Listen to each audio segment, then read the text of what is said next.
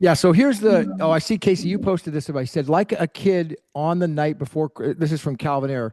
Before Christmas, I find it hard waiting for the day when the Air Group Nikki Beach Resort and Spa Antigua finally opens. This is a $400 million project.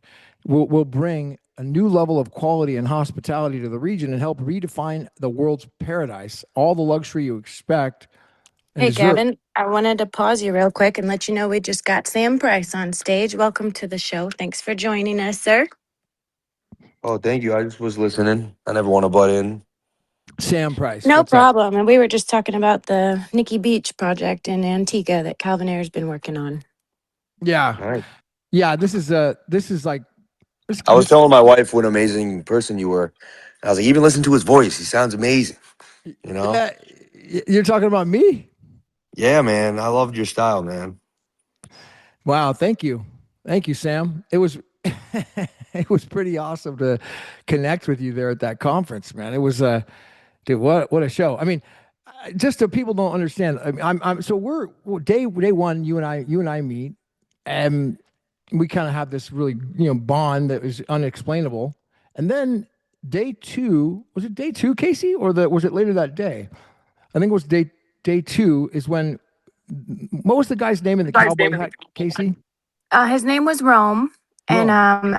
I just thought it was really cool because we did set a very powerful intention, Sam, before we went out on the floor that day, that the right people would connect and just be magnetized to us like a magnet very powerfully. And you were one of the first people that came up to Gavin in that way. And the fact that, you approached him and just the way you two hit it off, it felt very synchronistic and like there's some bigger work here to be done between you two. So it's just cool to see it all play out. But the intention was very powerfully set to bring the right people to the game. So Yeah, it really was. I mean, and so Rome on day two, after I had that great chat with you, he comes, he meets Casey somehow. I don't know how you met him, Casey. Somehow you guys stopped him. How did that even happen? He was standing at the entrance of the entire big expo hall and he had that folder in his hand that had Sam Price on it. And Oh I saw yeah, that and I was like, I just met him. And he started going in and telling me the story. So that was so cool. So he has this folder. It says Sam Price on the folder. And Casey stops him. And I said, "Oh, we just met Sam." And he said, "No way, you guys met him." Yeah, it was a big deal. So now he starts sitting there waiting and talking to us, and he's telling me the whole thing. And he wrote this book, which is Sam's I guess it's biography that and he's telling you how it's kind of like the initiative for Sam to write the book that he's always talked about. But this guy was traveled from New York to Las Vegas, never met Sam ever in his life, and he didn't even want anything from him. He just came there to basically to give something back to everything that you'd done to him as one of your fans. And this guy was, dude, he was a serious New Yorker. He wasn't, dude, he was a very straight, level-headed guy. And I met with him. He apparently didn't want anything at all from you. Nothing. Just wanted He to had give like a something back. he had a giant cowboy hat on, and then I went to take a picture, and he goes, "No, I can't take any pictures, like because of my seated past." He said, "I can't do any pictures," and I was like, I asked him if he had government clearance, and he said yes. It's real Hmm. weird, right? Then he said the word 17, and then he walked away. Like it's the strangest thing I've ever seen. He said that? Yeah, 17? yeah, He walked he away? said 17. I don't know, like I'm pretty sure he said 17. Gave me a hug, and then he said, "Oh yeah, I got this too," and he handed me an ounce of silver, and he walked away. That was it? wow. Yeah. And it's weird because like I've been collecting silver my whole life, and like I moved into my dad's old house, and there was an old asphalt walkway that had to be redone, and I redid it. But I learned how to, I learned 1/4 inch per foot pitch, and I did a regulated walkway. I built it with my hands with Nantucket stone and with brick. And my grandfather's a bricklayer; it must be in my blood. But I had never touched a brick in my life. But it was COVID. I was in the middle of Boston. I said, man, I got to be outside. And I was just working every day till my hands were swollen. And I would put, at the end, when I laid the concrete on the sides, I put an ounce of silver into the concrete. Like, it'll always be there. Like, so like I've always had like an ounce of silver. It's kind of something for me. And it's funny, like I never really said it too. Like, I mean, people know I buy gold and silver, but it's funny that he handed me a troy ounce of silver, because that's like a weight in my heart, It's so funny. Like, Wow. I mean, I would say if if he had some sort of government clearance, because he's got to have that to travel if he's got a bad some sort of a record. I mean, he must have had some sort of a clearance. And he says that and leaves on the 17. I don't know. There's a lot of people who follow a lot of conspiracy stuff who probably listen to this, and that's definitely a rabbit hole that is it could mean something, Sam. You know? Yeah, I know. I'm trying to. I think everything seems to come into play for me. My whole life, I've been a collector of information, and where most people would just take in things and move on, I always knew that like it was a puzzle piece for later. Like I would hold the information for later, right? And like, and there's still some puzzle pieces I have now, and and then I go by energy, and I can feel energy, and I can tell when someone's, I believe, pure of their intention, like whatever they're on their path to do. I can see when someone's lost in their path, confused in their path, or on their way, right? Because I've been all three. And the second I saw you, I was like, man, this guy is on a path. Like you've been on a path for so long. I could just tell.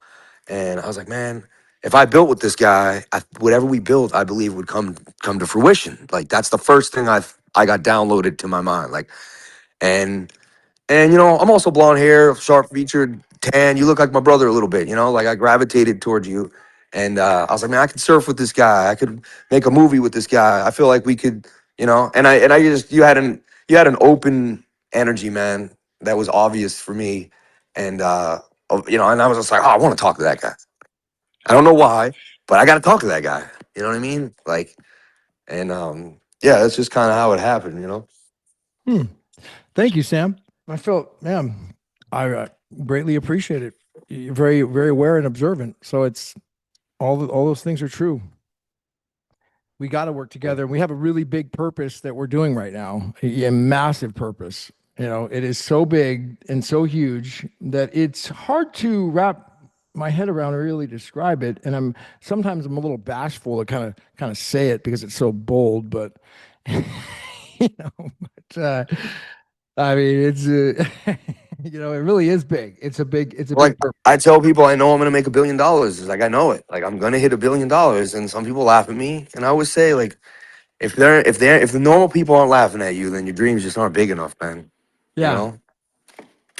Yeah. So what's I mean, you know, what's your story? I mean, were you working in fintech before this or No, at it's so all? cool. You're gonna love it. So like I get out of I I'm like 14 years old and I'm going to Boston Latin, like, you know, one of the oldest high schools in the United States. Had a really good reputation. You had to take a test to get in. It was a public school, but it was called an exam school.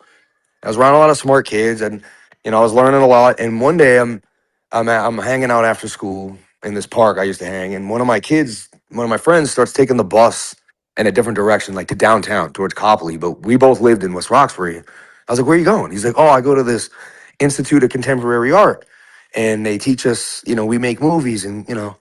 I'm like, "What?" Like, I was like, "That sounds cool, man." I was like, "Can I go?" And he's like, "I have to ask." But let me find out. And so he asks, and then the next week he says, "Yeah, you can come. Like they said, you can be like an observer." And I go, and then they tell us that it's a program for young kids to learn how to make films from the ground up. You know, from writing the script to shooting this video and to editing it. And they split us into three groups: to actors and writers, cameramen and editors. You know, and I chose to do like the writing and the acting section. And a woman named Linda Patton Spools was there. Her son made the movie Squeeze, and I think her husband was also the voice of Mustafa in The Lion King. He was like or he was the monkey in The Lion King. You can look her up. This woman, Linda Patton Spools. And so they divided us into three groups. And they would pay us too. Like they somehow got a city stipend or some state stipend, and we would get like a $70 paycheck or $70 for the 2 days we went there, from Monday and Tuesday. It was twice a week. And it was a very hush hush, like small program. And I eventually pitched a movie idea called Paint It Black with the kid, and they picked it. So I got into the program, and I spent like 2 years there. So from like 14 to 7 or 15 to 18, I went 2 days a week to the Institute of Contemporary Art and would work on film. So I knew I was going to go to film school, but my grades weren't that great. Like I couldn't get into NYU, I couldn't get into UCLA, like, and I got into St. John's University, and you know, I started doing my thing, making independent films, and I ran through some depression. My wife was Muslim, but I had to wait for her to marry me, and we went through all this. I won't get into it, but it definitely kind of like drew on my energy a lot. But I eventually got into post production. I loved editing, and I would get in independent films on the side, but I would do editing, and a bunch of big movies deals were supposed to go through with me. People would promise me things, you're going to be on this next film, or, you're going to hit it big. And half the time it just never happened. And eventually I remember I just went back to a night shift at 31 years old, and I started working in post-production, what I knew. And I took all that at the end, I was working for David Letterman's show. My next guest needs no introduction. I was taking all the footage in. I got into the Motion Pictures Editors Guild, and I became an editor in the union. I only did, multi-million-dollar budget shows, and I got pretty high up in New York City. But I sat in a room for 10 hours a day. I made maybe 110 grand. And if got bumped up, I was gonna maybe make 400 grand a year. And maybe I could get points on a movie if I was the one, but it just never seemed to go the way I planned it. And it kept feeling like I was fighting. And God kept telling me, like, you're meant to be like, I kept seeing celebrities on TV, and I kept working for celebrities. And they kept telling me, like, you're supposed to be in front of the camera, man. You're supposed to be. And I thought, was that my ego? Am I jealous? But it was like it's just without, I felt like that. I just kept hearing this, like, you're supposed to be in front of the camera. And so I started my YouTube channel 7 years ago, and it was on the side for a while. And then I was able to get really good at trading. I was able to sell a subscription service that would give me a good income. And then next thing you know, all the other partnerships and stuff ended up making me basically a multimillionaire. And I was able to do YouTube full time.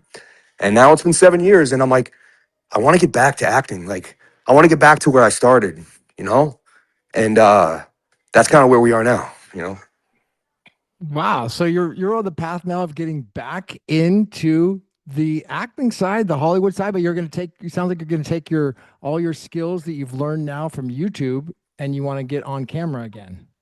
Yeah, well, I just like I'm a storyteller, man, in all facets, right? I used to write poetry, I play little instruments, and yeah, I want to get back into telling a story with my face if I can play a role, when I play a role, I'll assume that role, like it'll I'll read it. It's just like I'll become that character. You know what I mean? I can like really.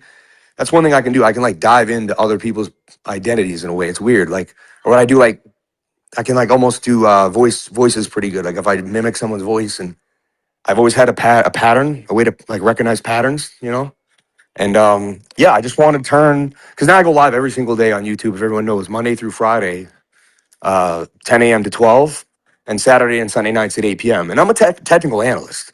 Like I go over the charts, but I tell jokes. Everyone says, how come like all the other channels have gone down? Like they can barely get 1,000 viewers. I get over 1,000 concurrent every time. I have 1,000 people watching me whenever I go live.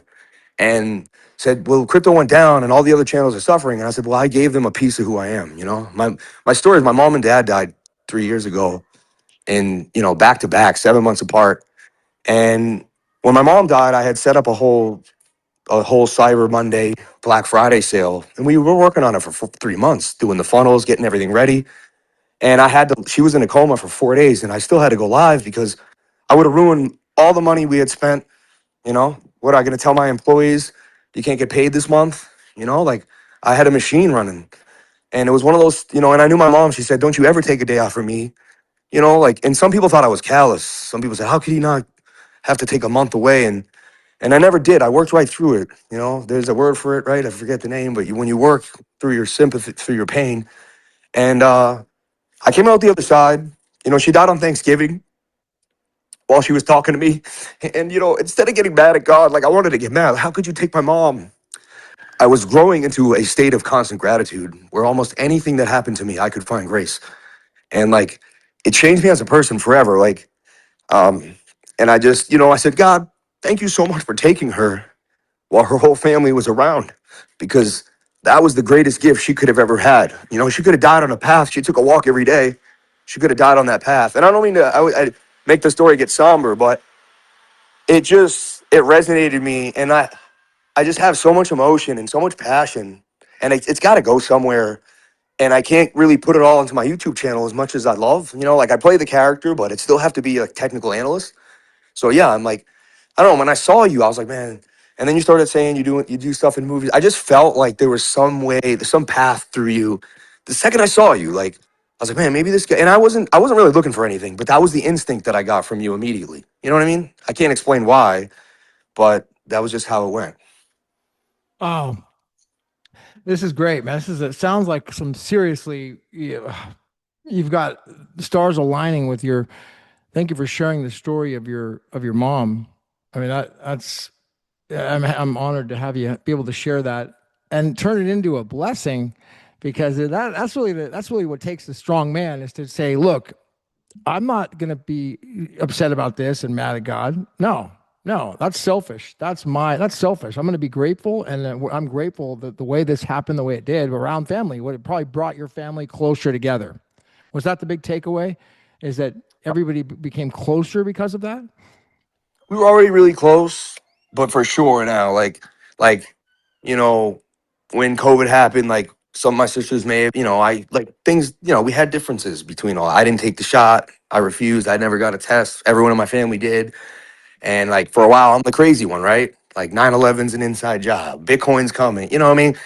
Sam was always on some other thing, And so like even when Bitcoin came out, like from my friends and family, it was like, oh, it's just another one of his internet deep dives. He's been online all night again. You know what I mean? And I tell them like, no, like they're printing the dollar. I studied the history of finance, and there was a bit of a divide. And when my mom died, that all did clear up. Like, and we realized like all we have is each other. My dad, whenever we were together on the dinner table, he would say, I have a twin sister and an older sister. He'd say, you guys look at each other. He said, when I'm gone, these are gonna be your best friends, Don't never turn your back on your family. And Yeah.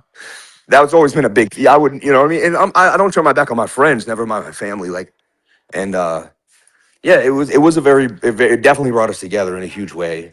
Um, and my dad died on May 1st. So yesterday was today. May 1st is or yesterday. Yeah, today is the second, I think. So it was the anniversary, 30-year anniversary of his death. He was such a big presence in my life. He was such an amazing guy in so many ways, and I want to channel his energy every chance I can.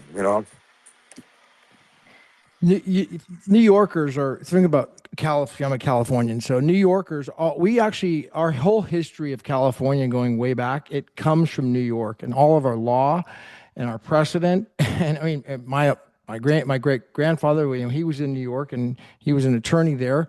And so it's funny how there's like a connection there too as well with the past. So Well, my dad loved the whole country. He was an iron worker. He traveled all over. He was in Santa Barbara putting up high.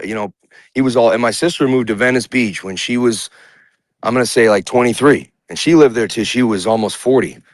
And so I visited her. I remember 19. I go out there and I spend the season. My dad's like, "You're gonna go see the world. You got to get the hell out of New York for the summer." I lived in Boston. He's like, "You're gonna get out of. I'm gonna send you to see your sister in Venice Beach. You're gonna get an education.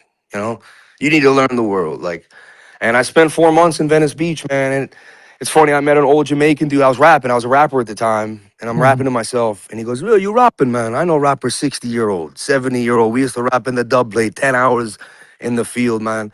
And then he was making jewelry. I just befriended this guy. He taught me how to do push-ups with my feet up on the street light. So you get bigger, like, and I just took some gems from him and I sat with him probably a couple hours a day. And he would let me make jewelry at the end of the week. He would let me make a necklace and keep it. And we would sell his necklaces. And yeah, I have a deep connection to California, man. You know. Fascinating. I mean, this is a huge takeaway. Really, a major connection here. And one of the things I was talking about before you came on was this Calvin Air connection, because I really think we have this iconic guy. He's like this major world class. So I mean, in my opinion, world class celebrity. He was the founder of Bodog, and he kind of paved the way for this industry. Come from Vancouver, and he really came from, well, he's from Saskatchewan, Canada, and then he moved to Vancouver, and then he kind of like, not bet his fortune, but he was the first mover advantage, one of the big first mover advantages on this as an investor in the space. And I mean, he's just done a ton of work in the way of as a VC over everything that we're doing today. And now this movie is coming out, and he is basically kind of the lead, character, is being portrayed with his story and his famous story. It's going to be played by a guy called Pete Davidson, who used to be on Saturday Night Live. I don't know have you heard? I mean, he's a little before my time, and there's Casey Affleck as well, is another one who's going to play lead as well. So there's some major players. And Yeah, no, Pete blew up too because MGK was a big rapper, right? And he started hanging out with MGK. So that kind of like, so if you didn't even know who he was, but you were into rap and hip hop, you started in. So Pete kind of, he transcended like multiple genres and through through his acting and his comedy. And yeah, he's like just a known like if you're like, if you were, I grew up in 1983, right? So like anyone between the ages of I think like 25 and basically 40, everyone knows, or even maybe younger, but we all know who Pete is. You know, he's Yeah. huge, So man. Pete, you're saying was friends with Machine Gun Kelly? That was his crowd. Yeah, yeah. Well, I don't know how they linked up, but they eventually started hanging. You know, you'd catch them in a music video, or they'd be together somewhere. You know, they just kind of linked up. You know, you would see them in different scenarios hanging out. Wow. Wow. So you have respect for Pete Davidson. Yeah, he's a super cool guy. I remember even saying that he had some addiction issues, like in the last 3 or 4 years. He went to rehab, and you know what I mean. Like he was open about it. You know, and he's been open about his depression and open about his own pain. And you always think like, I remember when I was broke, my two friends they sold the company for 225 mil. And they one got a lump sum of like 40 or something, gave it to Goldman Sachs, makes 2 or 3% a year. You know, that prints a couple mil. And then, and my other buddy, and they used to have, after a few years, like they would have problems, right? And I'm still broke and working the night shift in a 1 bedroom apartment. And I'd be like, how can you have problems when you're rich? You know, now eventually, you know, I'm not saying I'm hugely rich, but I've made multiple millions. And like, you're not going to wake up great every day just because you have $1 million in the bank. But when you don't, you think you are, oh, well, you can buy anything. Why are you upset? Because after a while, you buy everything, and that doesn't really do anything for you. You know, go buy a nice suit for $2,000. Okay, do it 10 times. All right, you know, after 20 suits, like, do you really care about buying? You know what I mean? Like maybe some cool colors, and if it's artistic, but and yeah, I just started. I think I'm searching for that meaning of life, right? And like first, you think it's money because you don't have enough, and then when you get enough, you realize there's another hole that you're actually trying to fill with the money, and that's what you really need to find, right? Like. Have you found it yet? You know, I truly have. I'm like, I'm not, I'm 43 years old. I can't say I'm perfect, but I know the secret to success and I teach it every day. And it's to stay in the present moment as much as you can. Like when you're there, be there, man.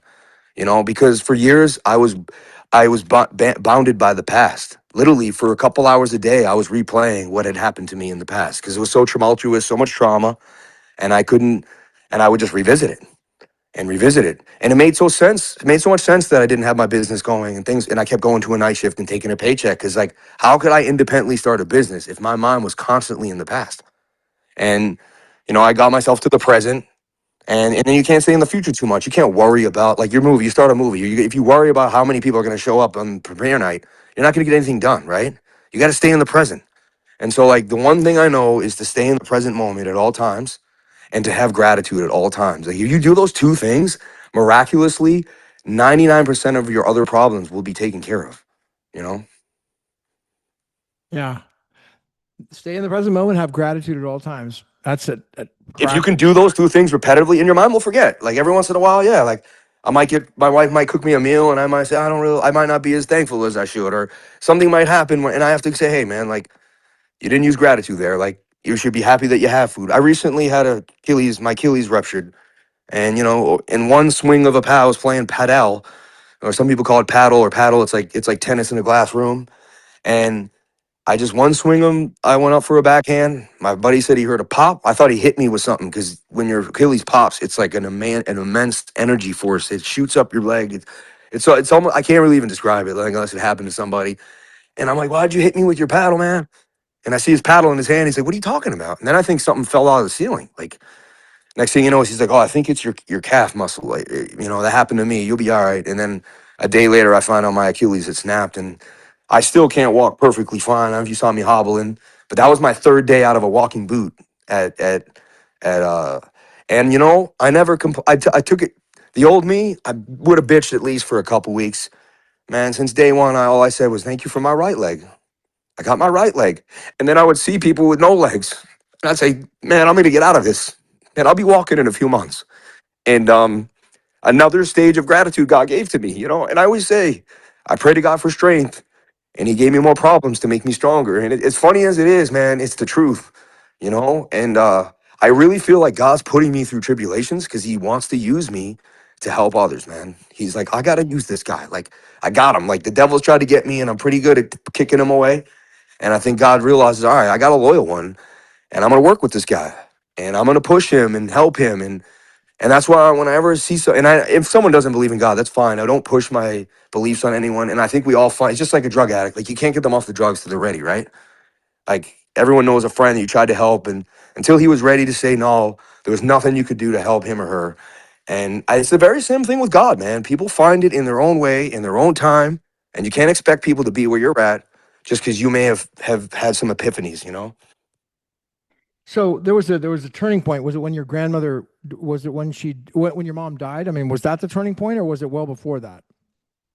You know, the point was I was on YouTube, and I had started all these different businesses, mainly too in the TV industry. And like, I'd make a good connection. People would try to, have a budget going, and they'd try to cut me off. They'd go to the person that go around me and like change the budget. And like, a couple times I was double crossed, like, by people I never thought would do it to me. Once the budget and some money comes, people get funny, man. And I learned that the hard way. And so I said, I'm just going to do it myself on YouTube. I'm sick of, because I tried the Hollywood and the TV thing. I had an agent and I knew different people. And I said, I'm just going to do the YouTube way. And I got to 1,000 subscribers. At the time, you had to have 1,000 subscribers and 10,000 watch hours. And if you had that, you could get, a super chat sent to you. And I remember just seeing a guy one day doing the charts, and some people, he made like $100, $200. And I knew he was also making money on a subscription service. I could do the math. I was like, this guy's making a few million, and people are throwing him money. I said, what a life. I said, I desire that. And that night, I finally hit the 10,000 watch hours, and I got super chats, and my whole community knew I was waiting. They'd been watching. It took me 2 years to get 1,000 subscribers. It took me a long time. Like, now I can get, it happens, way quicker because I have 106,000 subscribers. But I remember, man, how long it took me. And, they started sending me money that night, 500. It got to $800. I couldn't believe it, man. And next thing you know, my wife's like, you're not online. And I'm like, what do you mean? She's like, you're gone. And my channel had been deleted. And Oh, like, they had sent me warnings and then took them away like a month prior. Then sent me a warning, and I repealed it, and they said, yeah, you're right, it's not real, we'll take it away. Then I got a strike for no reason, even though you're supposed to get a few warnings first before a strike. But then I get a strike. I repealed it. They said, you're right, it's not right. So 3 times I got 2 warnings and a strike. I appealed them. They both said, you're right, it's wrong. And then out of nowhere, just deleted my channel. And so I'm sitting there after years. Now I'm like 36 years old now, 37. I've poured years into different businesses, and maybe it's my own fault. Like, I didn't go all the way or whatever it was, but I struggled with finding my way. I had that. I want to make, yeah, everyone, I want to make a million, right? We want to be a multimillionaire, the American way. I got to make $1 million, right? I want to make my first million. And for me, I was obsessed with it. Like, my 2 friends made all that money, and I saw it, and I was like, man, when am I going to get my time? And uh, that night, I like went outside and I cried my eyes out. I held a heart of Labradorite that I had, and I remember I got on my knees, man. And I always, my whole life, whenever I was in a jam, I prayed to God. You're hammered, you think you're gonna throw up and die, and I'm like, God, help me tonight. Like, I drank way too much. Like, I think I got alcohol poisoning. Like, pray that I make it through. Like, or I just always seemed to pray when I needed something. Um, And, again, that day I was in desperation, and I said, dear Lord, I know what I want to do for a living. Like, I know I want to have that mic. I know I want to be a voice on YouTube. Like, I knew for a fact, it was the first time in my life that I knew exactly what I wanted to do. And I had studied Joe Dispenza and subconscious mind healing, and I knew that to get somewhere in life, you have to commit all the way. And the universe knows when you're committed. It knows. It just knows. And I never seemed to have that commitment. I would go 99, 98, but something would always pull me off.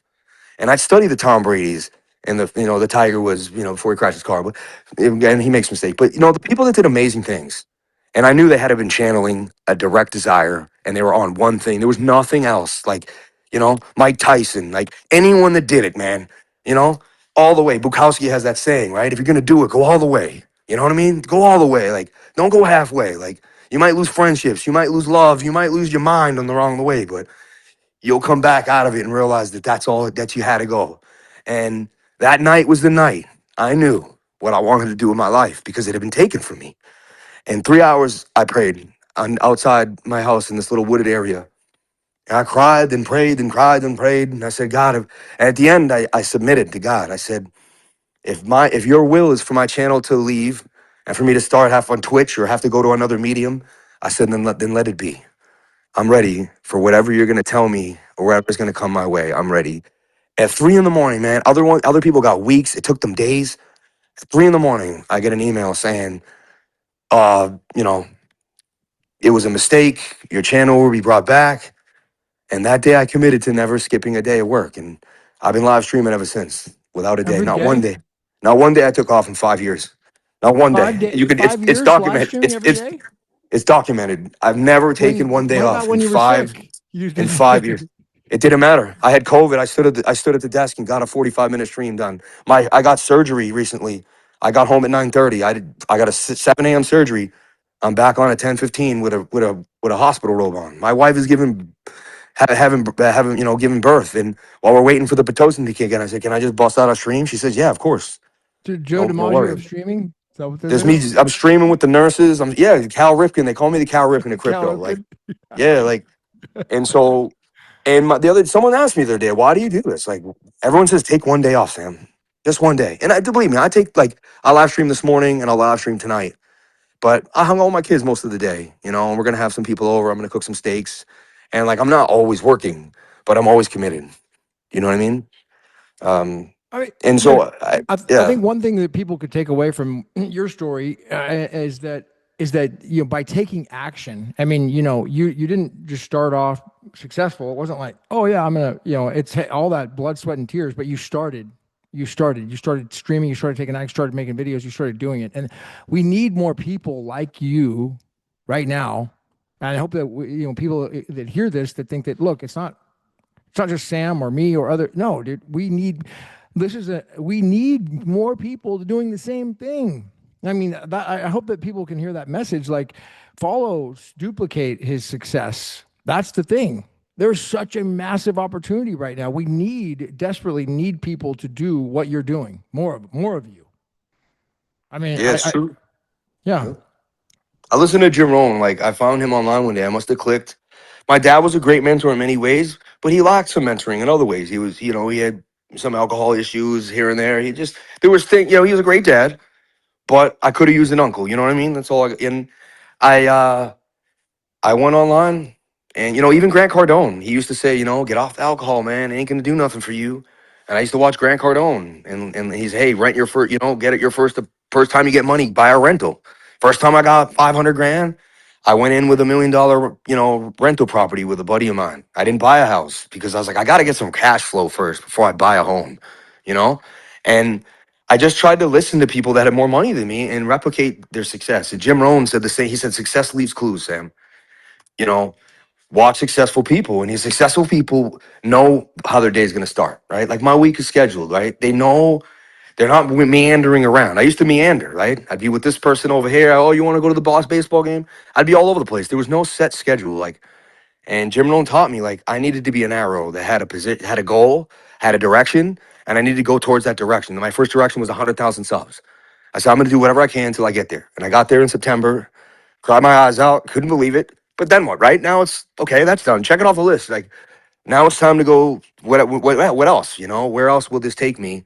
Um, yeah, and I just keep seeing, like, documentaries, and something where I can use my passion and my understanding of story to bring someone else's story to life. yeah. And Casey had text me. She had some questions she wanted to ask you. So Casey, you're up here. Why don't you unmute and ask what you wanted to ask Sam? Sure. I just was curious, couple questions. First of all, I saw your after party escapade pictures and stuff, and it looked amazing. And you were meeting some super cool people. So I wanted you to share a little bit about your time in Vegas on that front. And then my second question, if you feel up to answering it, was just if you've ever done any technical analysis on the BSB chart, because that's kind of been a lot of people in this room's main focus for a while is really following the original protocol of Bitcoin and what's going on with restoring the taken opcodes and scaling it with Terranode and the Chronicle update. But along all those major milestones that we've had with this technology and the now ability for it to be used and adopted by enterprise and institutions is still the price suppression. So just curious on what you see in the charts since you're a chart guy. You mentioned BSV, right? Right? Like, Yes. yeah. See, like that. Like I remember, the whole like that came out a lot with Craig Wright, right? When like there was like I don't know if he made it or not, but I just remember his name being like coming out at the same time. Even if it's not associated, I just remember his name. I see. I was getting into Bitcoin at 350, right? Mhm. $1,000, and that back in the day was SegWit Bitcoin. I still own SegWit Bitcoin, and then they were gonna fork Bitcoin at one point, either to SegWit or non-SegWit, and then there was Bitcoin Cash.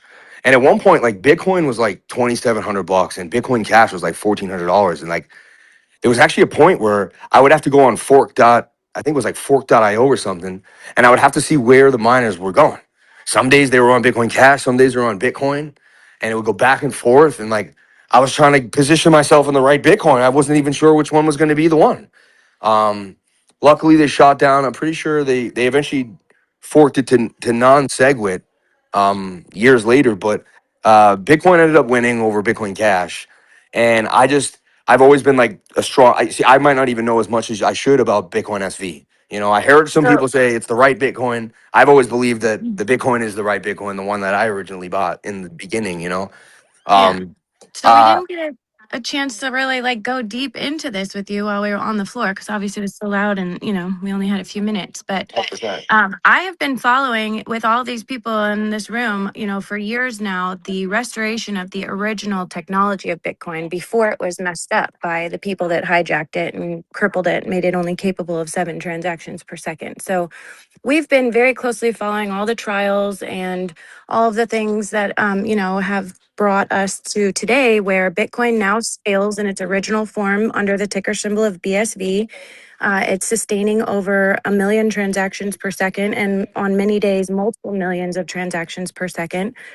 And also with the Chronicle update, that restored the last puzzle piece into the original vision for Bitcoin. So I don't know, maybe take a look on my feed or, anyone in this room has a lot of info that they've curated on their timelines, I'm sure, about what's happening. But the original technology of Bitcoin is only $16 a coin right now. It's highly suppressed. The charts are massively manipulated. So we need somebody like you to kind of decipher that. I I mean, it love, has. I'm looking at it right now. I walked into my trading studio. I was outside before. I mean, it has kind of a cup and handle double bottom right now. Like to me, technically speaking, it looks like a bottom. You know what I mean? But it definitely you can see it had heavy sell pressure for a long time, right? If it ever gets back above the main area I see right here, if it gets above $26. That's like, okay. and it has some bullish divergence right now, meaning like sellers are waning off. Like who else is like? It seems like it's been sold as much as it can possibly be sold. I'm looking at Yes. really big time frames. You have somewhat of an uptrend on the stochastic while the price is going down, which tells me like, and anything, if Bitcoin does a big bounce in the 80, 90K, it's going to take almost every asset back up a little bit, right? And the dollar's going to shrink a little bit, and things that were worth, Bitcoin are going to go up in value. I see that if this gets back above 26, it can use that as a floor. And then you can see it get to the next big area. There's a huge high volume node and some wicking at 71,000, right?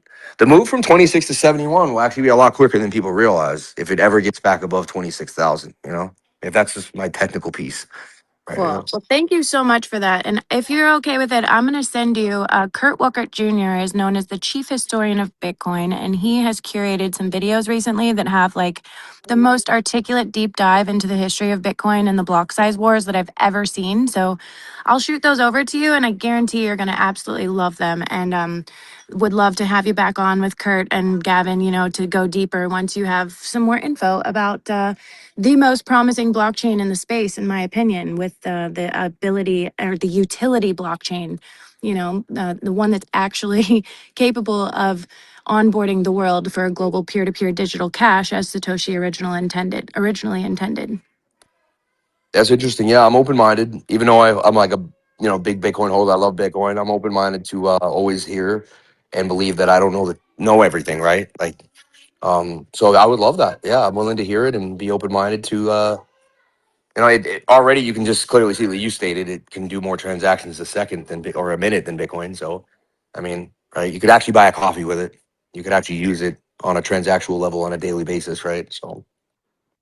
Yes, most definitely. And if you look into the history of why they crippled the technology, it makes perfect sense as to why we're here today with this whole narrative control. Well, what's So, kind of reason why they went after Roger Ver so hard? Like he wrote a book about that, right? He said this, that I don't even like to say the three letters, but he said they stole Bitcoin and they circumvented, and that's why he made it Bitcoin Cash in a way, right? His yes, and but the port yeah, from Yeah, that's Bitcoin right. Cash to Bitcoin, BSB was highly suppressed, the info of when that happened. And that actually set the protocol in stone. So this can never happen again.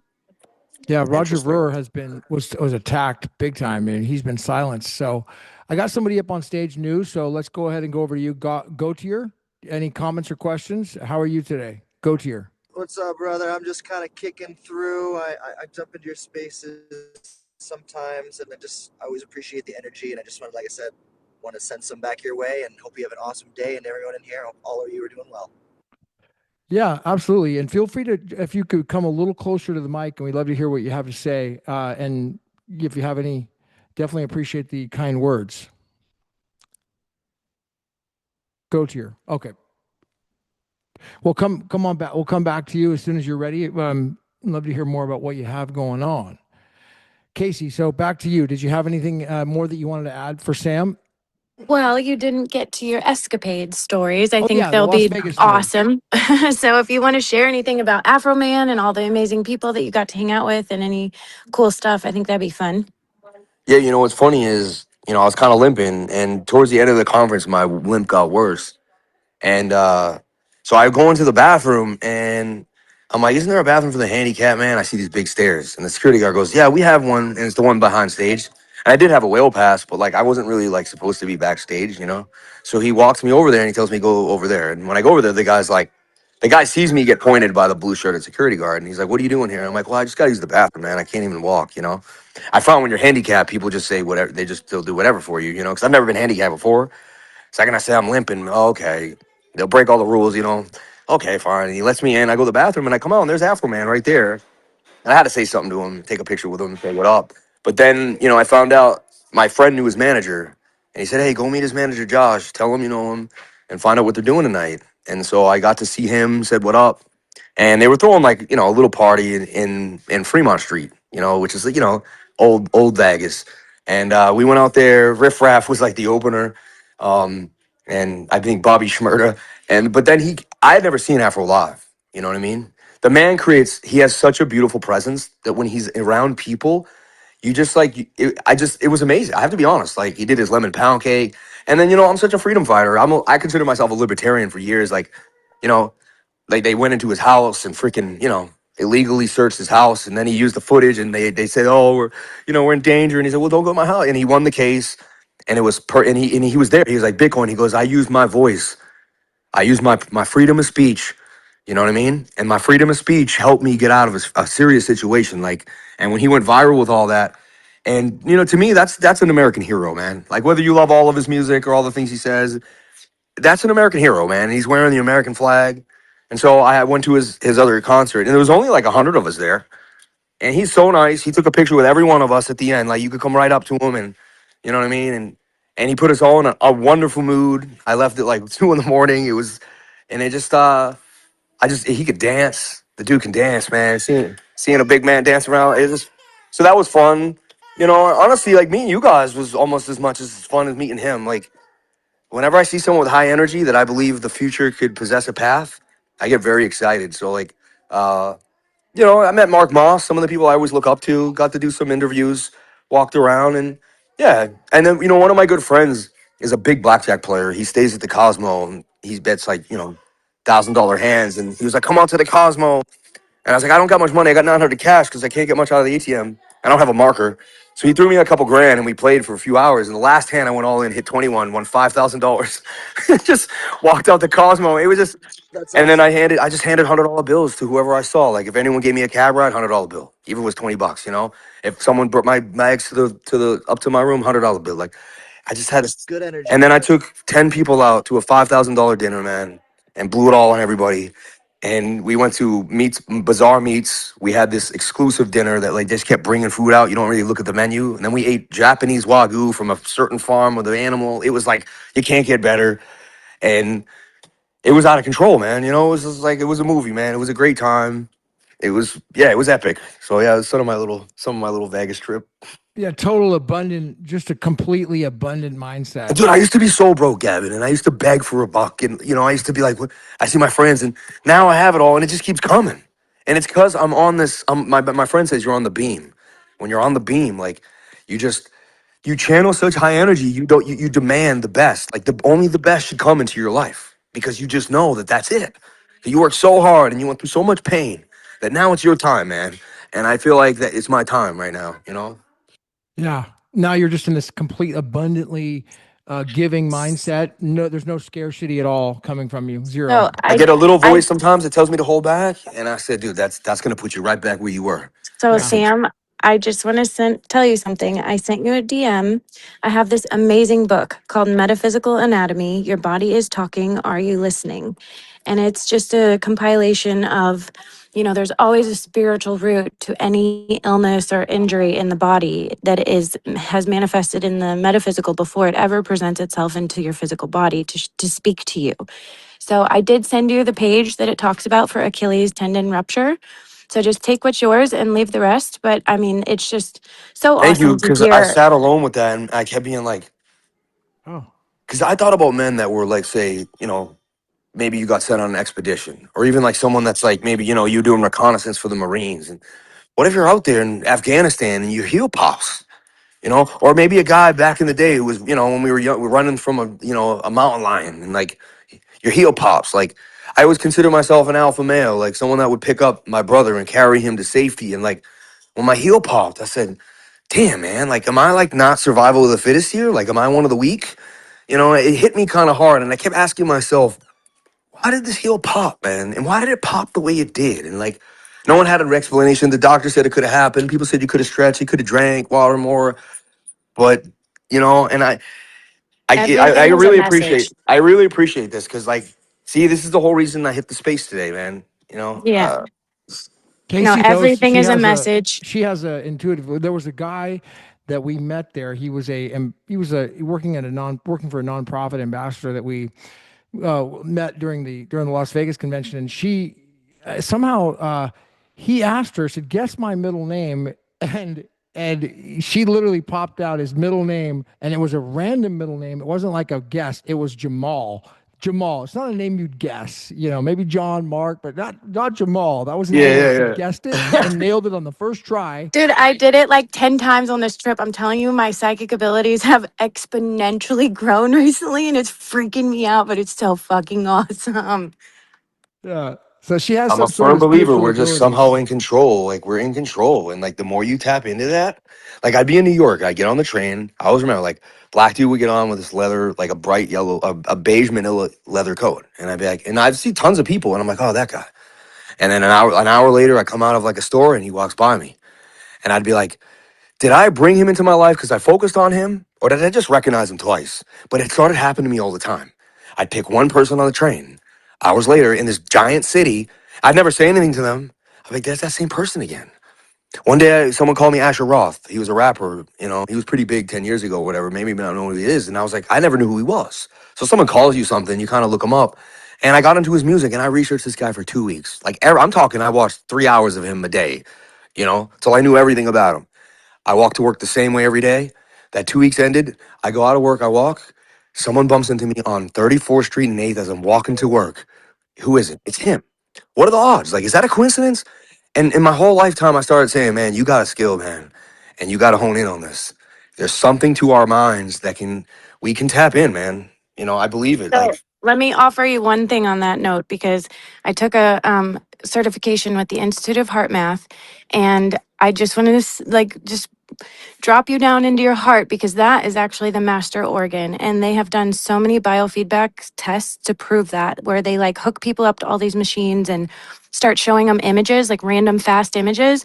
And they have proven that the neurochemicals and physiological responses come from the heart and get sent to the brain before the image is even shown. Our hearts are so psychic. It's the first organ that forms in the womb. There's a flash of light when the spirit comes into the womb. You know what I mean? There's just so much intelligence in the heart, and it has like so many more neurons and just sacred intelligence. So I always remind people to drop down into that space too, and make sure you're, operating out into the world from your heart as like a conductor to your orchestra, So it's just very powerful to make that shift as well. And shout out to Richard Barry, man. That guy's an amazing guy. He's down there listening. One of the most amazing people I've ever met online. So cool to see him in the group. Richard Is Berry. he Yeah, in? I do see him.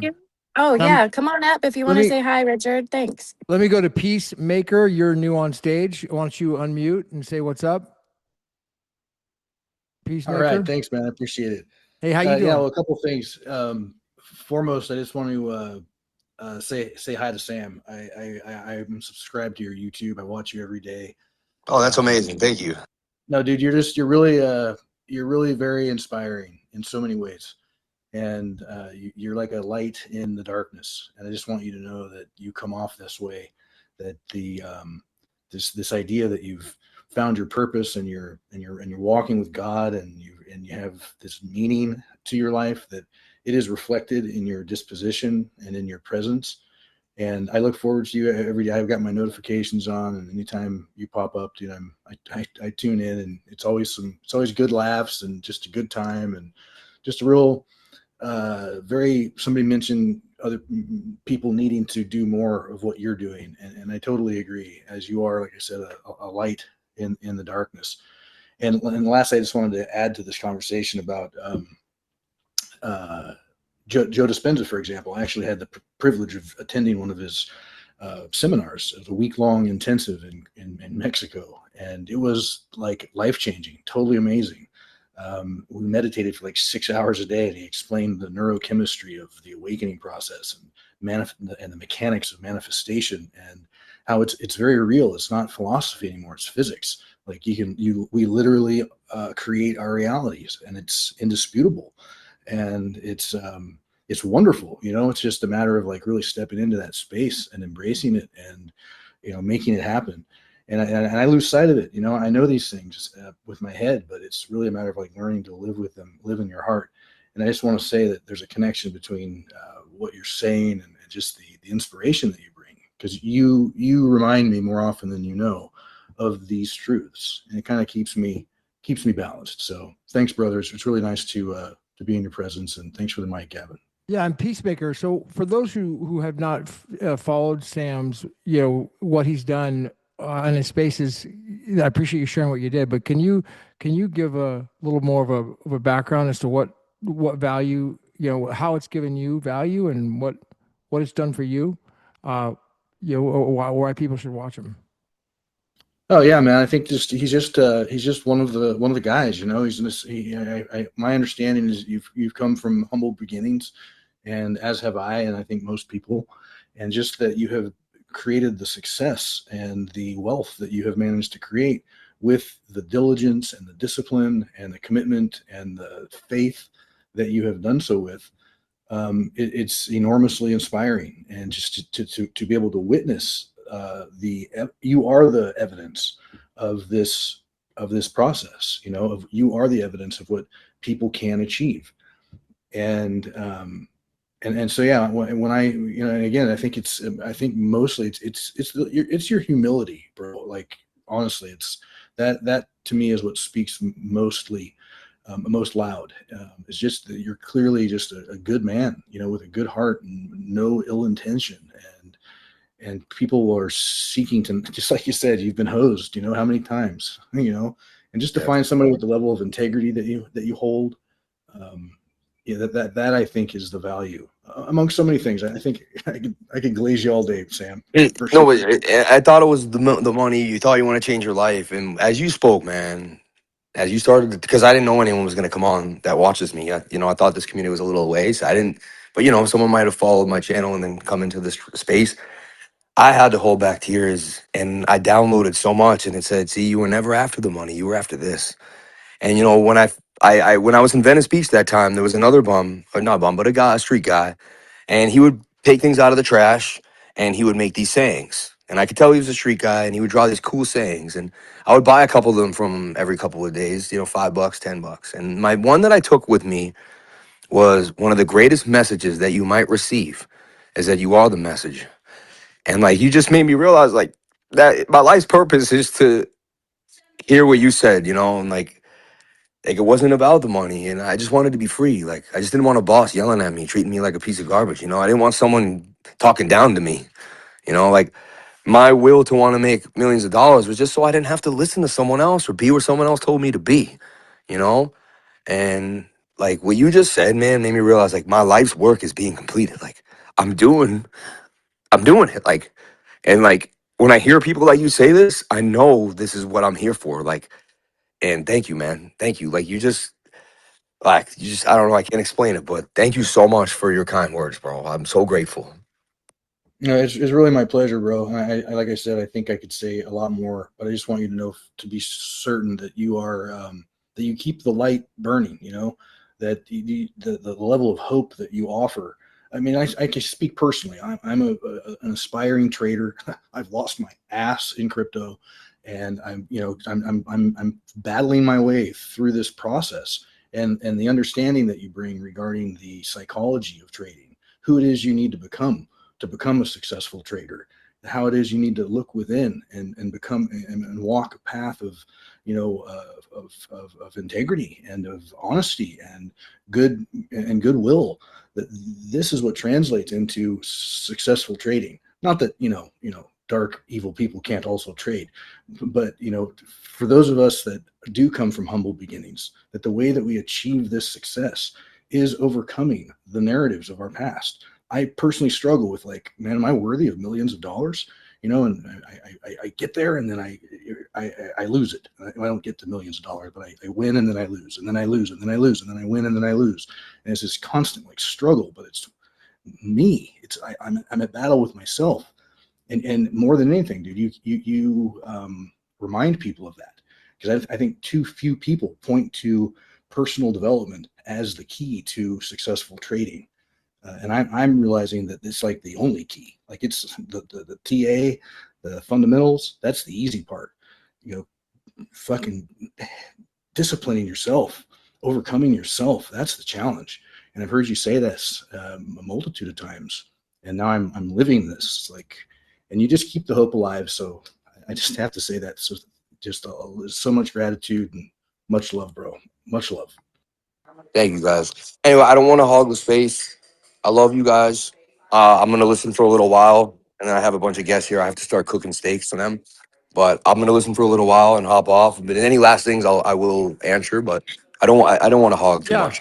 Yeah. Thank you, Sam. I'll go to Richard. I'll go to Richard Berry now. Richard's amazing, man. Watch this guy. You're gonna be amazed by this guy. Richard Berry, over to you. How you doing? Oh man, you guys are awesome. Yeah, dude. So I just saw Sam in the spaces and I didn't know what I was going to get into. I knew I would have heard some words of wisdom. I definitely did.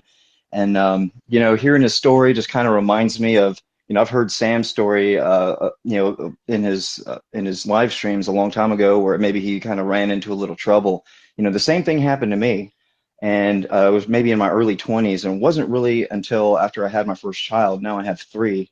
And that completely changed my life. I could say that I used to have this negative self-talk, and but today it's like I really do believe in the power of the spoken word. The people who think they're not lucky is because they don't think they're lucky. But when you do think you are, you are. If you think you're blessed, you will be. And if you want something you've never had before, then you have to do something you've never done. And I didn't realize I was stepping into crypto church, hearing about the heart and all that stuff, and all this positivity. And I've never met Casey. I didn't know who you were, Gavin, and I'm glad to finally meet you all in Peacemaker, dude. Man, you're awesome too.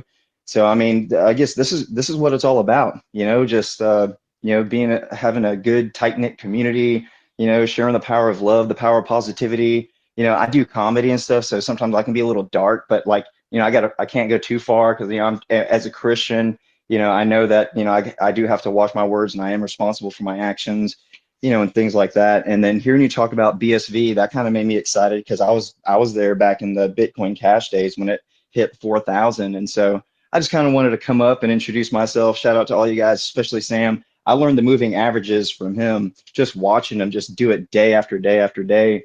I guess you could call myself a little bit of a copycat ninja. I can look at something and just duplicate it. And so, just want to say shout out to all you guys, and glad I'm a part of, whatever this is. This, I guess you can call it this, the conglomeration of love and positivity. And thank you all. Yeah, it is. It is, Richard, and that's one of the things that I've done with like these spaces and anything. When I started doing this stuff, is I want to make sure that we keep the vibration high. It's so easy to walk into a room and everybody's doom and gloom and arguing and yelling. And there's a time for debate. I mean, I can respect that, but for this vibe, I like to keep it really really high, and super upbeat and like moving forward. And one of the things I learned from Kurt Walker Jr. is optimism. I mean, optimism is like everything. I mean, I'm not saying be hopeful and be just, oh, everything's going to be great. But yeah, having optimism is super key. It's having that right attitude that things are going to work out. We're on the path. We're just taking action every day. So yeah, thank you. Thank you for jumping in, Richard. It's really good to have you. And you mentioned that you were around during Bitcoin Cash days. So, what is your story from back then? Yes, so the only reason why I got it was because I started noticing it, um, and I also noticed at the time Antminer. That was the only thing um, that they would. I think it's Antminer, the company, the one from China. That's the only thing they would accept during that time, and I was like, huh. So I was getting it maybe at two, three, $400, or maybe even cheaper than that. I can't remember. It was around 2017. And I just remember it popping off so high. And that was my first cycle I ever experienced. And so, I've experienced three so far. Um, yeah, well, I've experienced it since 2017. And so, I've heard the backstories and stuff, and I've heard how people were actually in those forums, when the fork was happening, and which one is the real one. I remember kind of all that, and and of course we can go down a rabbit hole with the CIA and all that stuff, I just think that to me it's kind of funny because people are like, well, which one's the real one? If you think about it, they all have like they're all kind of the same. I mean, they're different, but they're pretty much like, the way I see them, they're like cousins of each other or brothers of each other. And to me, I feel like BSV, Bitcoin Cash, and Bitcoin as it is today, I feel like all three of those are real money. And so, I got a little stash of Bitcoin Cash. I had some BSV like back in the day during the fork. Haven't gotten into it, but kind of hearing you talk about it now just kind of makes me think, huh, at what point does somebody else realize that it's real money? And so that's kind of my thoughts on that. Yeah, well, the whole Hollywood, the big movie that's going to be coming out next. Well, it's right. It's going to Cannes next month. It's called Killing Satoshi, and it's going to be about the trials of the Copa v. Wright trials. It's going to be about the story of Calvin Ayre coming up from Bodog, and then the killing of Satoshi, where the movie starts out with the guy cuts his neck, and he ends up in a bathtub bleeding out. That's kind of the theme, and all of a sudden he gets attacked by everyone in the world. He never wants to be publicly known, and he's attacked and sued, and then the Copa trial happens, and so this I think one of the big takeaways from the Las Vegas convention that I had was I met with Crypto Coin Show, who was a guy who had watched me a long time ago. We connected really good, and he said, he's like, all the smart Hollywood money, they're already in. They're not going to talk about this until they're in. So it's just they're gonna get in, and then when this movie drops, it is kind of a BSV movie, Richard Berry, because it's like that's Calvin Ayre is the one that saved the Bitcoin protocol. He's the first mover, the VC that kind of saved everything, and rescued it as the big investor whale over the protocol that helped to finance the patents, helped to finance the trials, helped to finance the restoration of the protocol. And he took all the risk. The risk is out now for the first mover advantage, and now it's a matter of like when the movie hits Hollywood, and he invested in the movie, like 15 mil. So it's a matter of like now when the movie hits, it's a matter of what are people going to search for?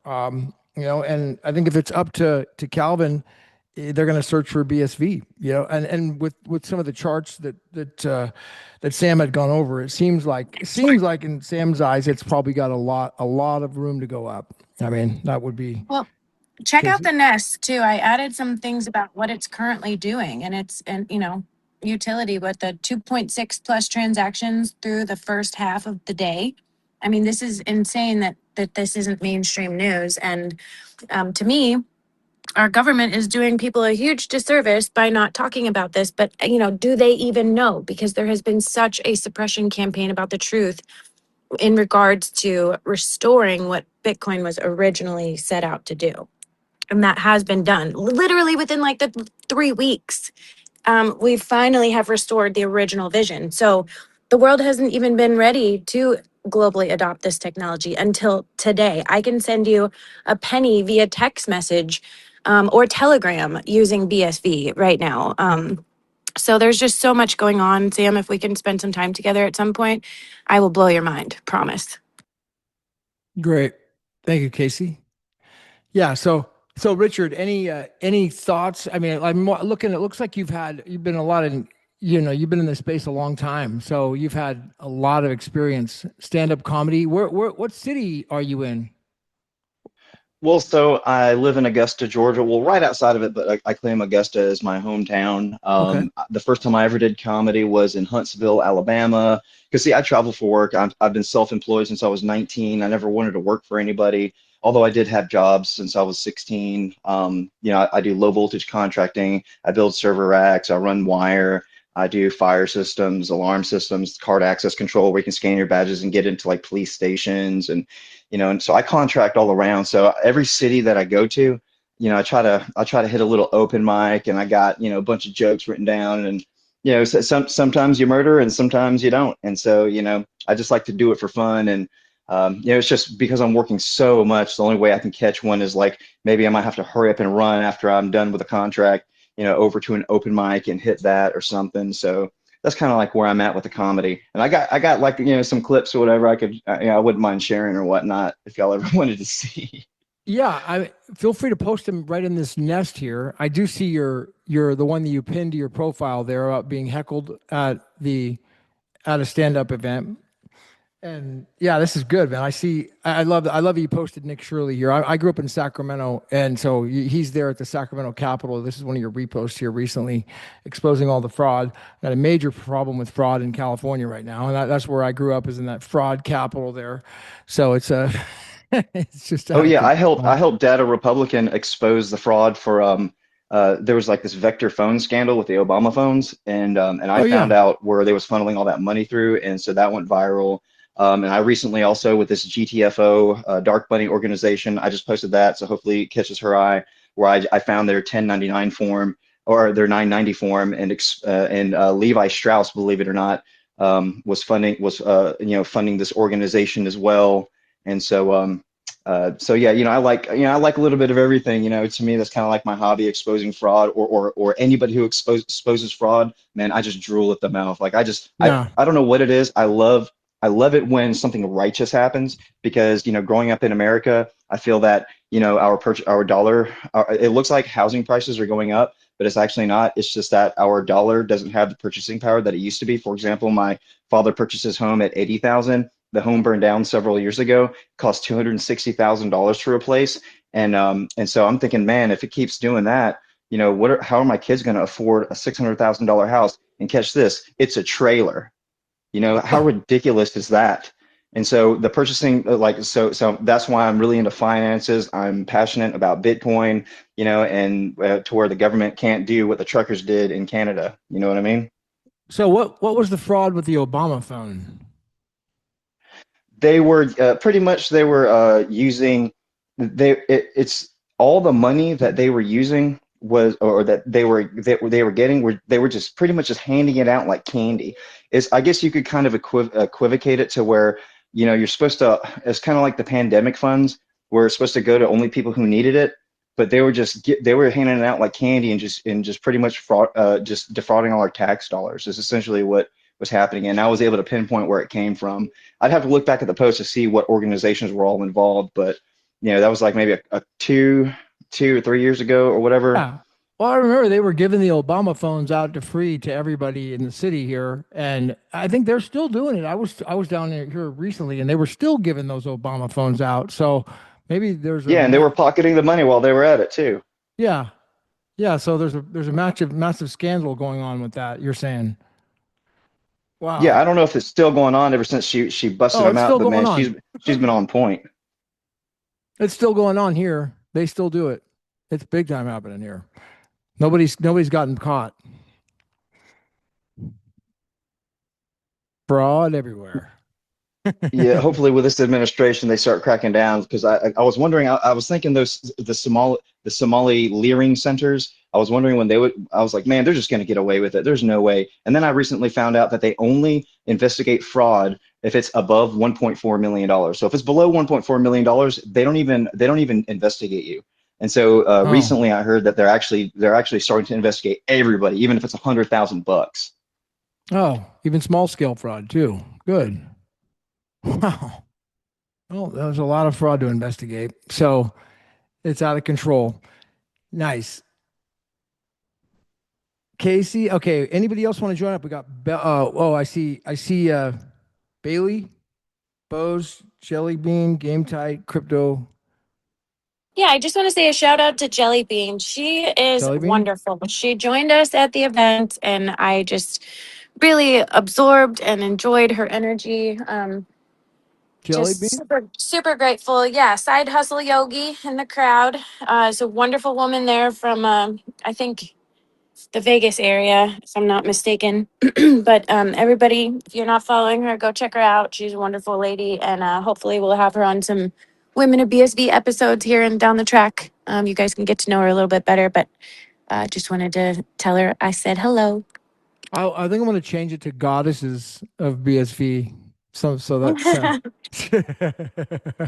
Yeah, and I'm really excited for you guys to meet Ashley Diamond. She was an amazing corporate attorney, and if we do some Women of BSB episodes, I'd like her to stay in the law lane so that we can have somebody filling each vertical kind of in the conversation, and I don't have to try to be the expert. Blah blah blah. But I think she'll yeah. be just a phenomenal addition to the community. So I mean, and look the forward to women are that. beautiful too, by the way, not just smart, but also beautiful. And unfortunately, they're single. That's the problem. So it's just such a really hard, it's really difficult hurdle to be at. It's really rough, but beautiful, single, and, man, it's really rough. But yeah, like Ashley Diamond was a bombshell. She is amazing. I mean, this girl was like what a badass attorney, but very, humble and super smart and knows learning the space, but like investigating all this stuff. And actually, she's the one who I want to be more a part of the film because she knows she has the film art aspect with her, and has a lot of has a major connection to that Cannes Film Festival. So I did talk to her after that, but got to kind of pave the way to bridge the gap there. So Bailey, you're up, dude. Talk to me, man. Good to see you. What's up, Gavin? How are you, brother? Living the dream, bro. Good, doing good. Frat, How you frat, doing? frat, frat. Yeah. What's the rating on Casey's glow up? I need to know. I need to know is Casey the boudoir photos Casey Nicole. were they coming through, or are they Oh Haven't yeah. even done fire? it yet. She's gonna No, do no, her okay, all right, all right. photos. Casey, you're gonna do those photos, the sexy photos, aren't you? Yeah, I haven't done them yet, so I'll stand by. She's Waiting with ready. bated She's ready to breath. go. I love you, Bailey. She's doing great. I mean, she looks great and she's beautiful. Very, ready to go on the photos for sure. So Yeah, it looks like you guys been having good weather. great weather. Phenomenal. Sweet. What about All you? right, I just wanted to come up How's here, Denver? come How's up and Colorado? rep the frat. Uh, Everything's good in Colorado. We got no water, but other than that, it's great. Nice. So are you following what are are you following anything in the space right now that we should know about? I really like the B movies concept, and hoping that'll pull through. Loving John Calhoun's work, Ryan's work. There's a lot going on. Yeah. And I mean, what would you tell some of the new people who don't know anything about this space, like, like who are listening right now? They don't know a thing about what you're talking about. oh wow. Um, I really love those people. Like at the Medford and the Austin hackathons, when people would just kind of wander in, and you could tell that they were just like there on their own, and um like curious about what was going on. Those are my favorite people because they're generally just interesting. I don't know if we have all that much to offer in the way of like um I feel like as a community we've kind of neglected those people, unfortunately. Um as we've neglected like each other a lot, in my opinion. But uh I hope that going forward that we can really um bring those people into the fold, because often they just have great energy. Yeah. I mean, the brand new people can have a tremendous energy and excitement. I mean, I feel like I'm still kind of a newer person in a way. So, I mean, I would consider myself more new than somebody like Casey or probably even you, I would think. So, having that When'd you come in? 2021? 2020, gosh, no, I mean, I went to Dubai in 2022. When was the Dubai trip? 2022 would have been right then. 2022 when I Okay. went to Dubai with S Crypt and met Jimmy Wynn. So that'd have been that summer, 2022. Yeah, Jimmy Wynn was at the conference too, but he didn't stop and say hi. He just said hi real quick and Jimmy Wynn walked was off. there. But Yep. yeah, Jimmy Wynn was there walking around, so that was cool to see him. Hmm. I also saw that Shawway was there. Did you hook up with Shawway, Gavin? I I didn't, he was, I did talk to him, but, no, the conference was rather isolated. So you had to have special passes to get to each place. And so he was in a different area. So we just talked on the phone and we coordinated, but no, we didn't hook up. But I did work with Dot Swap, Jermo, and I spent a lot of time with him. So he had a whole booth set up there and was a sponsor of the event. That was Xiaowei's guy. So Yeah, we, he Oh, slipped okay. off his wristband and let me get into the whale section for a while. So I was able to go in there and educate like a whole table about the Killing Satoshi documentary. It was so fucking awesome. Have you guys run into any I mean, you maybe have already talked about this, but any like haters? No, nope, Okay.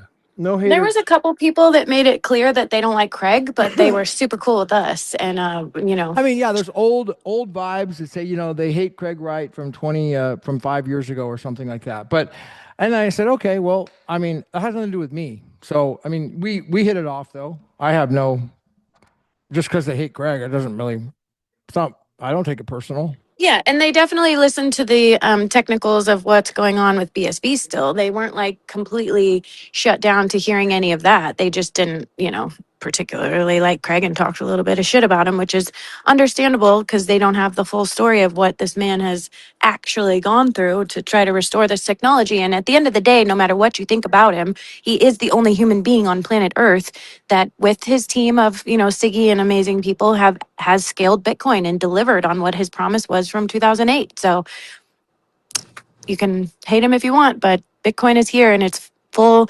capacity because of him. So Yeah. go ahead, Bailey.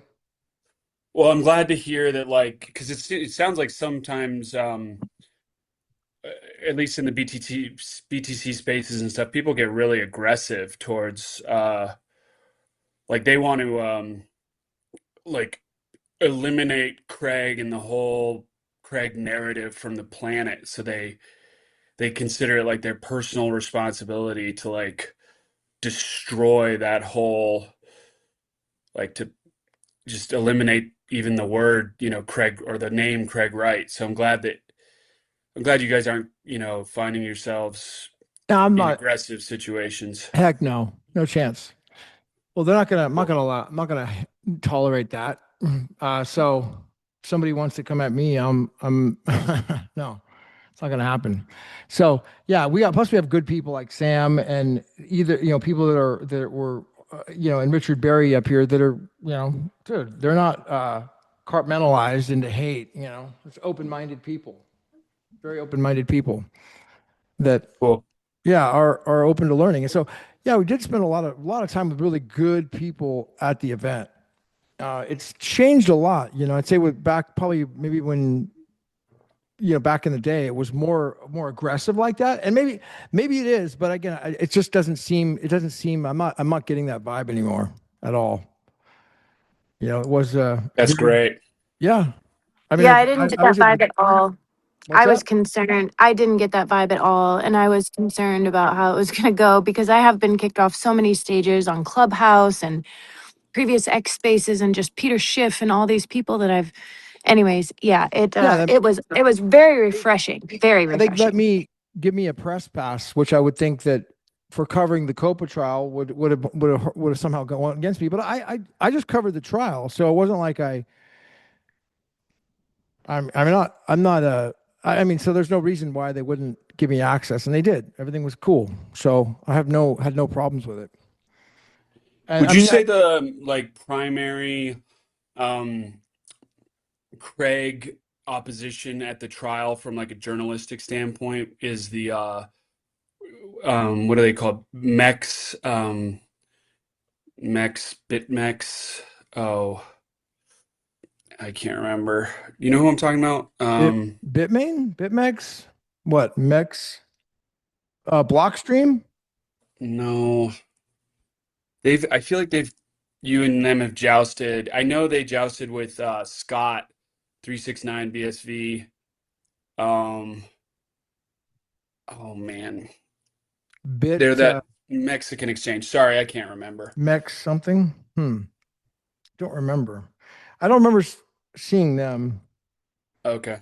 Yeah, I didn't see any of them. It seems like I mean, I had those shows I did with David Pierce, the attorney. I had a really good relationship with him, and then that ended up not going so good towards the end. We covered that. I mean, I never had bad blood with him, but he just yeah, that kind of when Craig got called in for the contempt, that was rather compelling. And that'll be. I really hope that's all part of the movie. I don't know how far deep this movie is going to go. If it's going to go that deep into the more modern history on the contempt stuff, as I thought that was one of the coolest times ever when he's calling in to go to jail and he doesn't show up, or to go to the contempt, potentially go to jail, and he doesn't show up. At the hearing, leaves the country. It's the second time he kind of flees, and then he gets the deal where he gets a suspended sentence.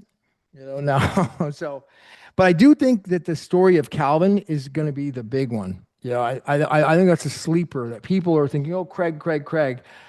No, dude, Calvin is a bigger star. He's a much bigger celebrity in the mainstream, way bigger than Craig.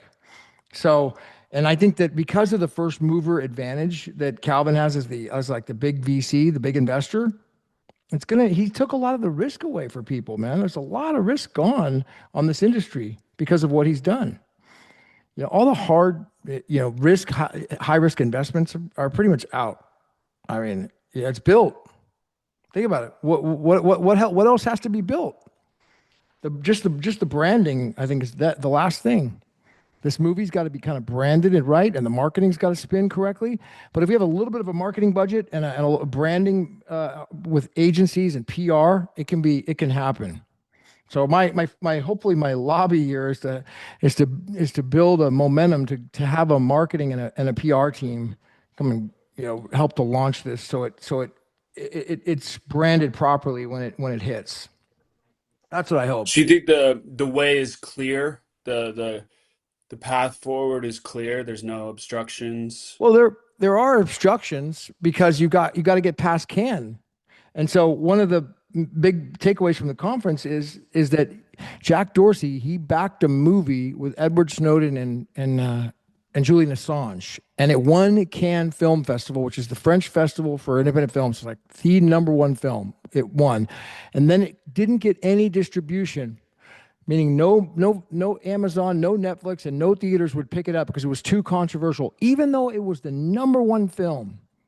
So it was politically motivated and they didn't take it. So there is that possibility. So in order to somehow beat that narrative, we have to have the right PR and the right branding connections to the film festival.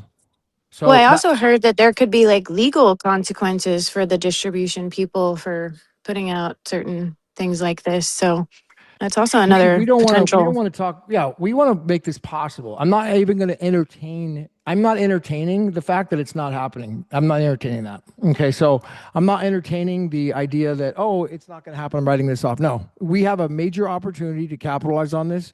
You know, Calvin's, like I said, putting up $15 million already behind the film. So if you think that this is not serious, it is very serious. And some other Yeah, people have it's put a total of 70 million. It is happening. There is no, oh, it's a legal problem. It's not. No, forget that. I'm just saying, but we have to work hard on coming together and making sure that the branding is right and it does get off the ground.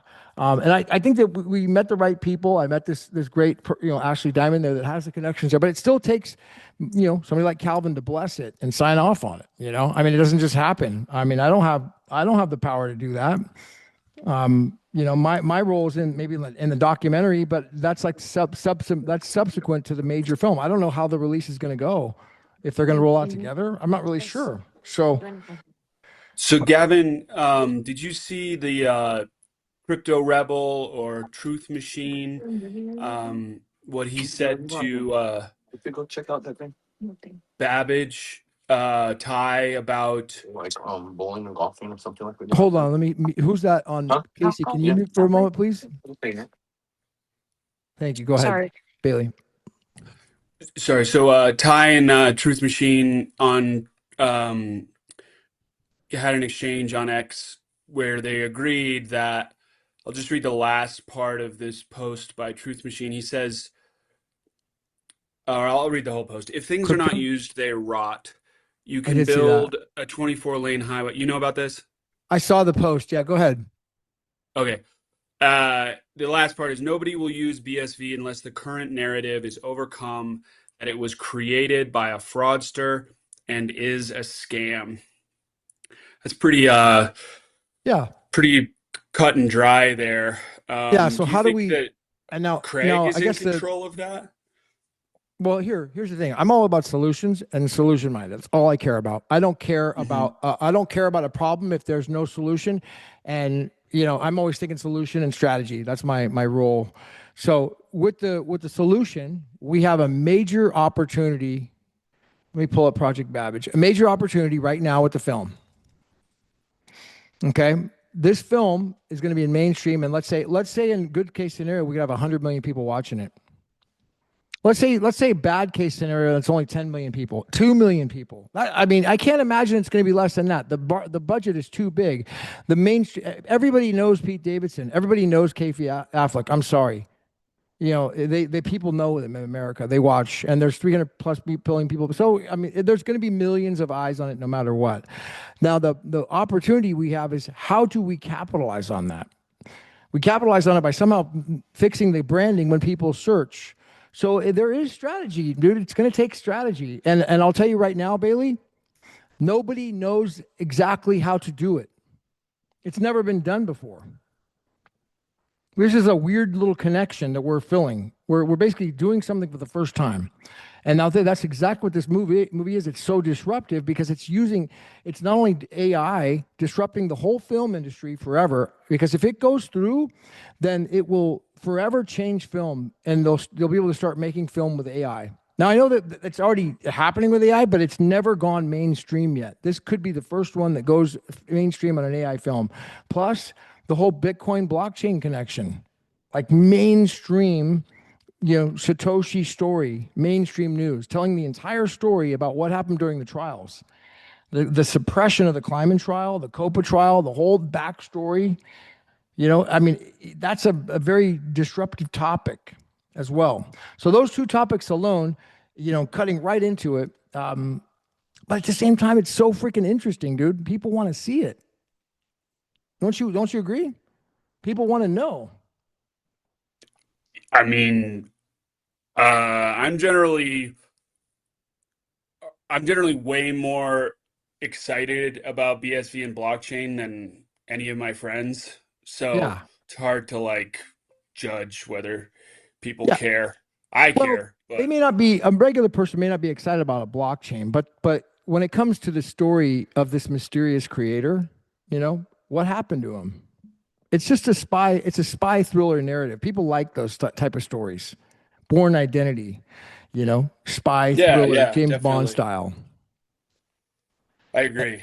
Yeah, and that's where the story's going to come in with this mainstream movie where you've got this James Bond style character being played with the director of Born Identity, the director of Edge of Tomorrow, and the producer of Social Network, all coming together. I mean, some of the coolest Yeah, films. that's a good squad. I love It's a all good those squad, movies. dude. It's the best. And so, if anybody can get it done at that festival, it's those guys. I do have confidence in that. I So, also I feel mean, like can you hear me, Gavin? yeah, go ahead. I can hear you. Oops. Bailey, talk to me. Hello? Okay, I'm going to bring up Bose as well. I can hear you, Bailey. Maybe you you can't hear me. It may be on your end. Let's let's go up to my main man, Richard Bose, on stage for the first time. Talk to me. Hi, Gavin. Thanks. Can you hear me? Yep. How you No, doing? thanks for having me up. I'm You're okay, welcome. man. I just thought I'd step on stage and do a quick plug for B movies. Thanks for the shout out, Bailey. Appreciate your support, bro. Um, One thing I want to say about how do we capture the hype and how do we ride the wave of the movie, the Killing Satoshi movie. Just real quick plug is everybody talks about utility and using the blockchain and trying to find that product market fit that's going to make it really take off. And increasingly, the way that I'm really questioning myself, like why do I want BSV to take off? Is it the token price? Do I want the whole world to discover it and then the price to go up? Sure, of course, because I've been a holder of BSV for a long time. But more than that, it's about building a successful product. It's about being the one to kind of crack it, to go mainstream, to be the person who figures out how to apply the technology to a mass market. And I think that one of the really exemplary uses of blockchain, or a really positive value producing use for the blockchain, is capturing intellectual property and allowing users on the internet to capture their intellectual property by default and then tokenize it. And I'm hard pressed to think of a better example of that than creating movies, especially in the AI generation where all of these movies are springing up grassroots and people are making their own movies on Grok and that kind of thing. And if you can capture their IP, if they can capture their IP at the moment of generation and then tokenize it and then sell a percentage of their IP to a studio, a producer, a director, a financier, etc., then they can blow up their homegrown AI movies, potentially into Hollywood style productions. And that's actually, I mean, that is new. It's the whole new generative model of AI movies is new. And I've been telling a story this last week about the Joneses. Mr. Jones works at a bank. He comes home in the evening, sees Mrs. Jones. She's cooking dinner for the kids. They sit down around the table and they talk about what movie they're going to create. And over dinner, Mr. Jones has his iPhone on. He's got it on. He's got Claude open. Claude is listening to their conversation. They're talking about the characters in their movie, etc., etc. They get to the end of the meal. They press return, and Claude goes off and makes their movie for them on B movies.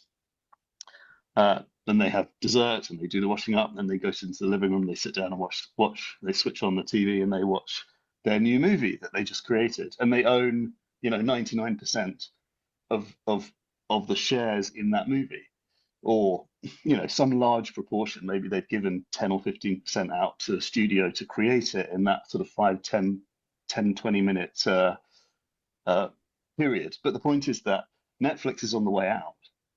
The idea, I think anyway, I mean, in a sense, the idea of kind of these mainstream high budget things happening, productions happening outside the home out in Hollywood is kind of old hat. And the new paradigm is, homegrown stuff where people own the intellectual property, but they can in tokenized form, and they can sell it to their friends, to their family, to their neighbors, etc., etc. So the Joneses have this movie they've created in the evening. They own 85% of it. They sell 10% to their friends, the Smiths across the road. The Smiths really like it.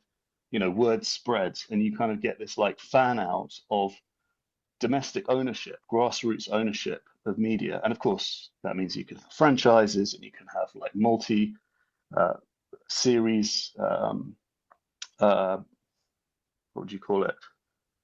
Multi-episode series and stuff like that. So that to me is really interesting. And my ideas tend to run ahead of myself, but I think that's the path that I'm trying to follow with B movies. And that's kind of how I can see this type of technology unfolding. And so that's my answer to your question about how do we ride the movie hype wave? How do we capture it? It's not just about token price. It's about applying the technology at scale. So the Smiths and the Joneses can make movies at home, cook them up in the evening, and then sell them onto the market. And of course, just like Binance or any of these crypto exchanges where they're just exchanging lots of different tokens, you can have a rankings table for the best movies, the best homegrown movies, the best homegrown series, all the rest of it. So imagine Netflix with an exchange backend where people are bidding up the tokens and they're buying tokens in each other's movies, of course, to get a distribution of the royalties. So provided there's a front end where people are paying to watch this stuff, then the royalties get distributed to the token holders. And that closes the loop, because I think a lot of people think about tokens as, just nonsense, kind of pump it up, no utility. But if tokens are endpoints where you can ping the royalties to, then you have real economy. So plug over, but B movies is still sort of like very, very early stages, very, very much feeling through the development of it. Yeah, that's my 2 cents. Beautiful, Bose. And where can everybody check that out at? It's bmovies.online. That's the URL at the moment, or bitcoinmovies.com, bitcoin-movies.com. And it is, as of this week, it is a registered limited company in the UK. I'm putting together a small team, and we're fundraising. So we are looking at the moment for $110,000 for the first 10%, and that will help us massively create the production pipeline, do lots and lots of marketing, attract lots and lots of interest. And I can tell you what, the key thing that I'm really trying to focus on at the moment is looking around on Twitter, seeing these cool movies pop up, like the Fatrix and all of these like silly like parodies of like big movies.